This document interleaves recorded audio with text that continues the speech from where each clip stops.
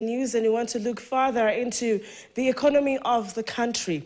And the Kenyan government's budget plan for the next year has been proposed through the Finance Bill 2024. This bill raises controversy as it introduces several new taxes and strengthens the tax authorities' KRA power to collect them. Here are the details. Kenya is staring down a challenging economic situation.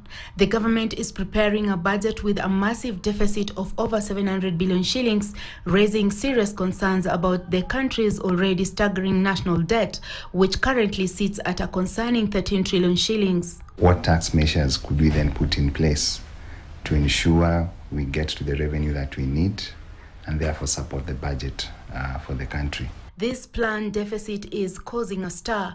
Previously, the government anticipated collecting 2.9 trillion shillings in taxes, yet the proposed budget reaches 2.5 trillion shillings. Critics argue that this ambitious spending plan ignores the reality of limited tax collection and is simply unstoppable. Within the VAT Act,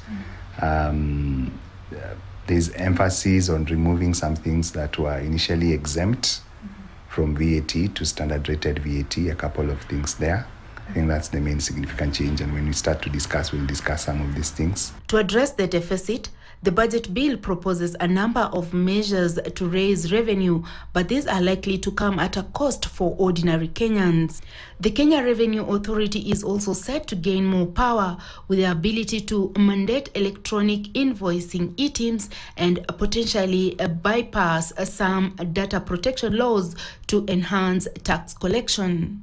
Some of the tax increases includes removal of a tax exemption on various financial services, 20% excise duty on fees charged by both banks and digital lenders, replacement of digital service tax with a significant economic presence tax of 20% for some foreign digital businesses, a minimum top-up tax requiring companies with a combined effective tax rate below 15% to pay more, eco levy on certain electronics and goods, removal of VAT exemption on bread, 2.5 annual tax on value of cars, and 10% import tax on motorcycles exceeding a certain price. Experts are urging the government to be more physically responsible by creating a budget that reflects realistic revenue collection figures. The government faces immense pressure to find solutions. Difficult choices lie ahead, and it remains to be seen what measures they will take to address this physical crisis.